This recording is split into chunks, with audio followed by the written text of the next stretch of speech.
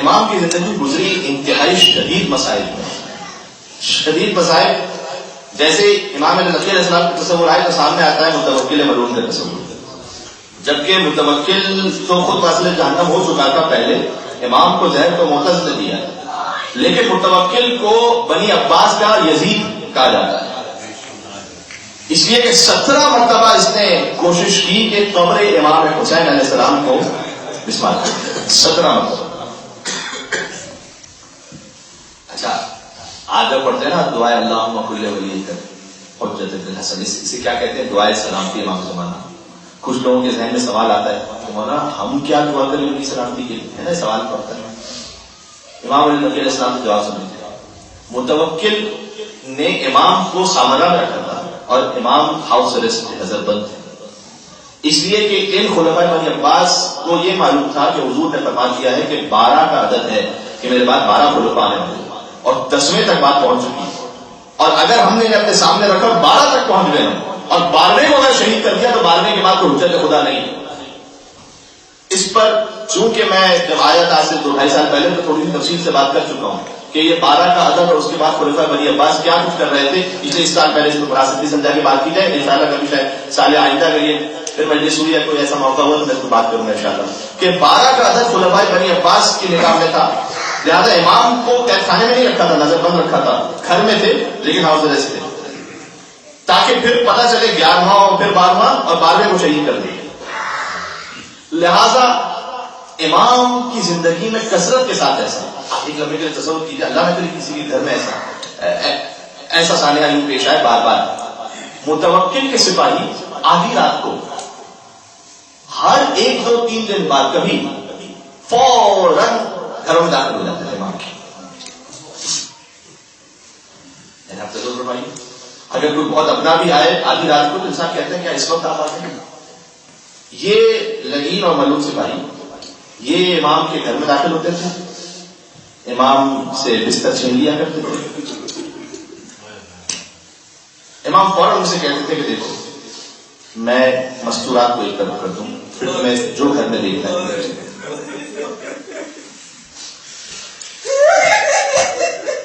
جملہ کہہ دوں اے میرے مولا علی نقی، ایک آپ کا مقدر ہے، ایک میرا امام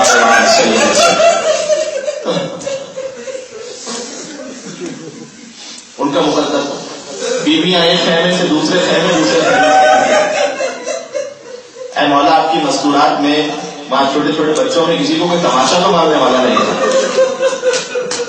یہ تو سید سجاد جی کا مقدر تھا، کبھی کوئی سکینہ کو دائیں طرف سے تماشا مار دیتا، کبھی سکینہ کو بائیں طرف سے تماشا مار.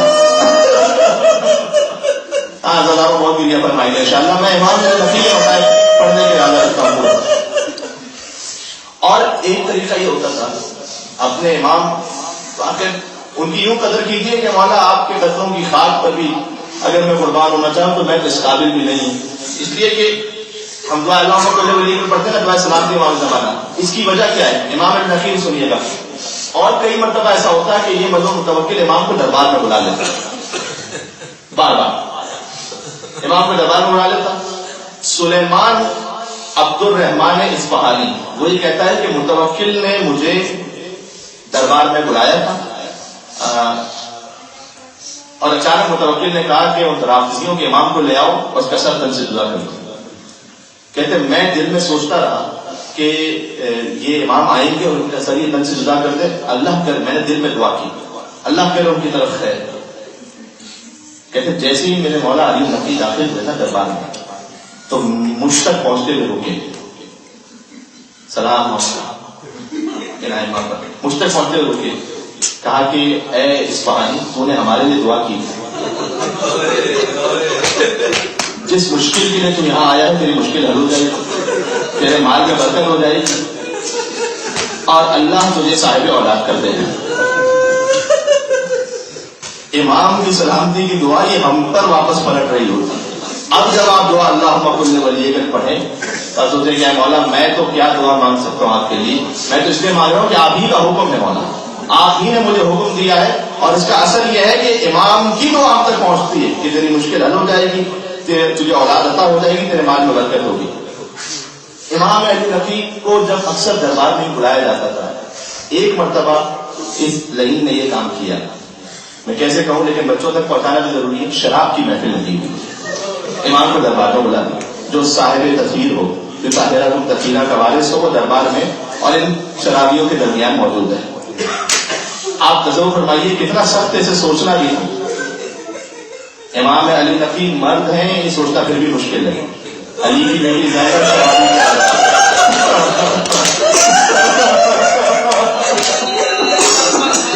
علی کی آیت اللہ برجردی کے سامنے مسائل ہو رہے تھے. ذاکر نے پڑھا دخلت زینب علی ابن زیاد، بیوی زینب ابن زیاد کے دربار میں داخل ہوئی. آگے پڑھنا چاہتا تھا، آگے برجردی نے روک دیا. کیشف پہلے اس جملے پر رونے کا حق تو ادا ہو کہ زینب جیسی ابن زیاد کہتے شرابی کے دربار میں داخل ہو. امام علی نقی دربار میں موجود تھے. اس لعین نے یہ کام کیا، کہا کہ آپ بھی نوش فرمائیے. ایسا تیری زبان ختم ہو جاتی ہے، ہاتھ ٹوٹ جاتا. امام نے کہا کہ نہیں، ہم ان نجاستوں سے دور ہیں. کہ اچھا کوئی شعر و شاعری، کوئی غزل سنا دیجیے. امام نے کہا کہ ان لغویات سے بھی دور ہے. اس کے بعد امام نے خطبہ پڑھا اس کے سامنے، اور لہجہ امامت کا اثر یہ تھا کہ متوکل جیسا سنگدل تو اس کے دل پر اس وقت اثر ہو گیا. یہ کثرت کے ساتھ ہوتا تھا کہ امام کو دربار میں بلایا جاتا تھا. ایک اور مصیبت امام کی ہے کہ اس زمانے میں زیارت امام حسین پر پابندی تھی، لہذا لوگ کبھی پابندی پوری ہوتی تھی، کبھی ہاتھ کٹوا کے جانا پڑتا تھا، کبھی پین کٹوا کے جانا پڑتا تھا. کبھی دو شخص آ رہے ہیں تو ایک کو مار دیا جاتا تھا، ایک کو جانے کی اجازت ملتی تھی. لیکن سلام حضرت کے مومنین، نہ انہوں نے نام حسین کو چھوڑا نہ زیارت حسین کو چھوڑا.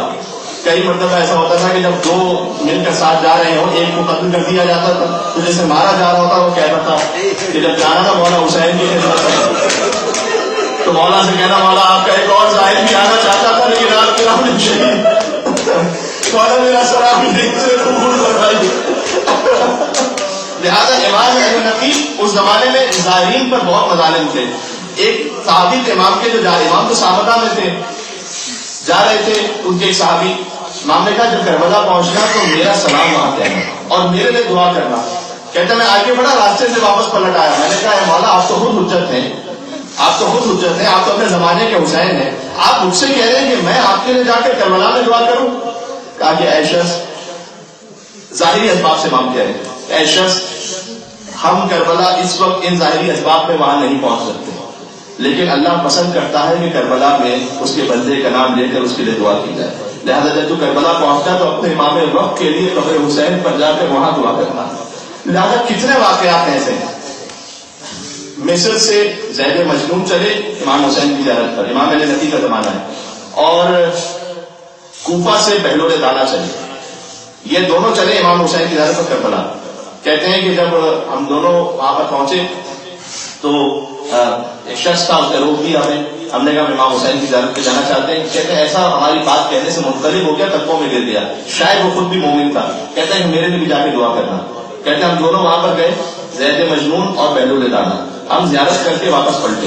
جب ہم واپس پلٹ رہے تھے تو جس نے چھوڑا تھا نا ہمیں پتا چلا کہ متوکل کے سپاہیوں نے اسے مار دیا، وہ قتل ہو گیا، وہ شہید ہو گیا. اس کا جنازہ سامرا میں. تو زید مجنون کہتے ہیں میں مصر کے بجائے سامرا پہنچا. امام علی نقی وہیں پر تھے. کہتے ہیں میں اس کے جنازے پر پہنچا اور میں قرآن پڑھ رہا تھا اور یا حسین کہہ کے رو رہا تھا کہ اے مولا تیرے چاہنے والے کو شہید کر دیا گیا فقط اس جرم میں کہ اس نے آپ کے دو چاہنے والوں کو آپ کے روضے تک جانے کی اجازت دی تھی. اتنے میں شور بلند ہوا سامرا میں. اور میں نے یہ دیکھا کہ ایک جنازہ جا رہا ہے کہ جس میں بہت سارے لوگ ہیں. تو میں نے کہا کہ کیا متوکل مر گیا ہے کہ اس کے جنازے میں اتنے لوگ ہیں؟ کہا نہیں، متوکل نہیں مرا، یہ تو متوکل کی ایک کنیز ہے. اور جب وہ مر گئی ہے تو متوکل نے حکم دیا ہے کہ سارا شہر اس کے جنازے میں شریک ہو جائے. تو کہتے ہیں حسین مجنون کہتے ہیں کہ میں نے کہا کہ اے مولا کیا یہی تقدیر ہے اولاد فاطمہ زہرا ہے کہ بادشاہ وقت کی کنیز مر جائے تو جنازے میں اتنے لوگ ہوں؟ اور جب زہرا کا بیٹا کربلا میں تڑپتا رہا 3 دن کا بھوکا پیاسا تو اس کا لاشا اٹھانے والا بھی موجود نہیں تھا. یہ ہے امام علی نقی کے دور کے حالات. آپ نے سماعت فرما لیا اور میں بالکل اختتام میں پہنچ گیا. امام علی نقی کو زہر دیا تھا معتز نے. یہ متوکل کیوں معذرت جانا ہو گیا؟ امام علی نقی کو کیا کچھ برداشت کرنا پڑا ہے. ایک مرتبہ جب دربار میں بلایا تو اس نے متوکل لگید نے بیوی کی شان میں انتہائی گستاخانہ کلمات کہے. ویسے اہل بیت کا حکم ہے کہ ہمارے مسائل ہمارے چاہنے والوں سے نہ چھپایا کرو، لیکن خدا کی قسم مجھ میں جرأت نہیں ہے کہ میں ممبر سے کلمات کو کہہ سکوں. امام کے سامنے ان کلمات کو اس لعین نے کہا. اس کے بعد یہ باہر نکلا دربار سے اور یہ اپنی سواری پر تھا اور امام زمین پر تھے پیدل، اور امام سے یہ کہا کہ میں سواری پر بیٹھ کے جاؤں گا اور تم میرے ساتھ ساتھ چلتے رہو. اور گویا وہ کیفیت تھی کہ ایک مرتبہ امام علی نقی نے کہا کہ کیا ہماری حیثیت ناقہ صالح سے بھی کم ہو گئی؟ جب ناقہ صالح کی بے احترامی کی گئی تھی تو اللہ نے عذاب نازل کیا تھا اور لوگ اس وقت یہ سمجھ گئے کہ اب متوکل پر عذاب ہونے والا، اور چند ہی دنوں میں وہاں سے جہنم ہو گیا.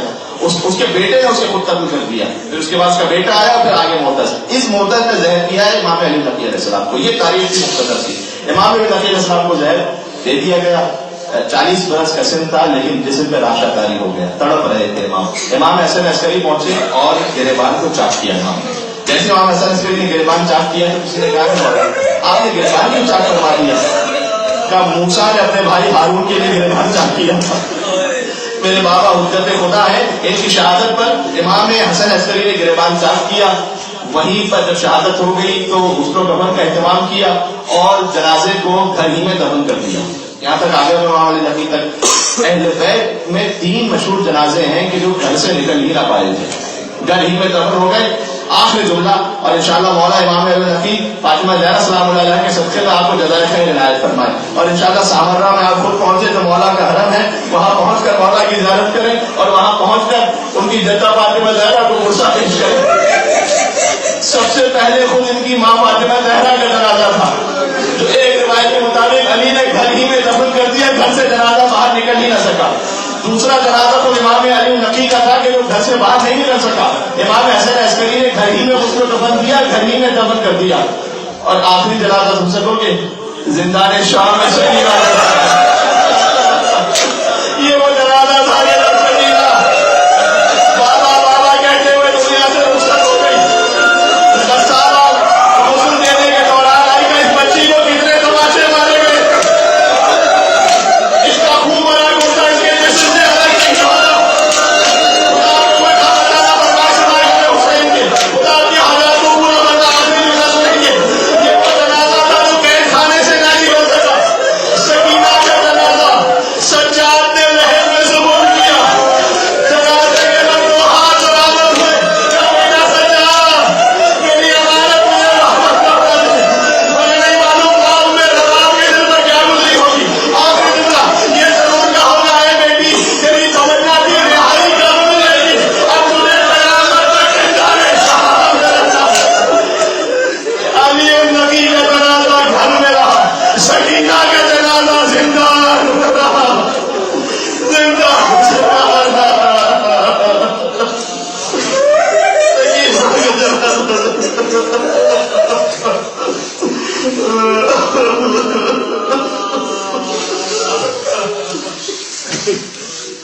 وسيعلم الذين ظلموا قال محمد أيام فلم ينقلبون يا أبا الحسن يا علي بن محمد.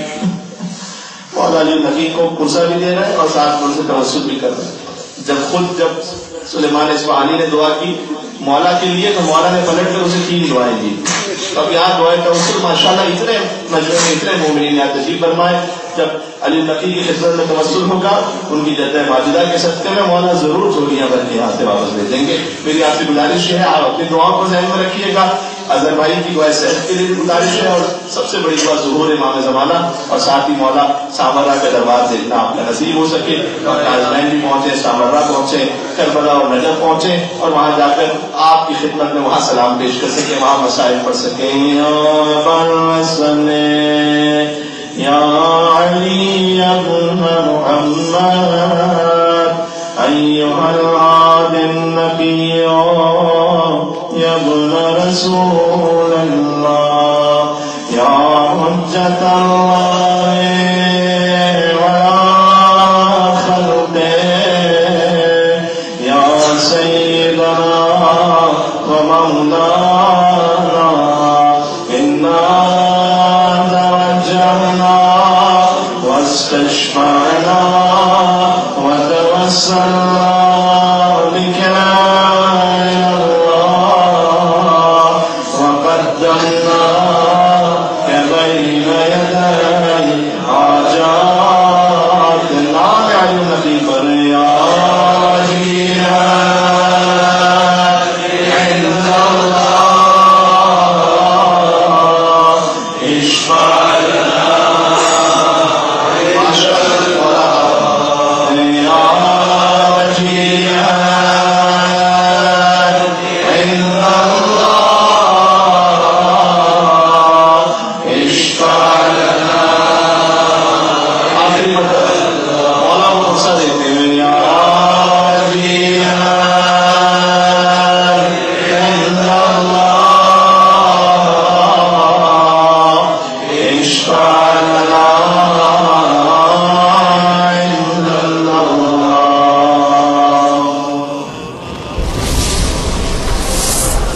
السلام على الحسين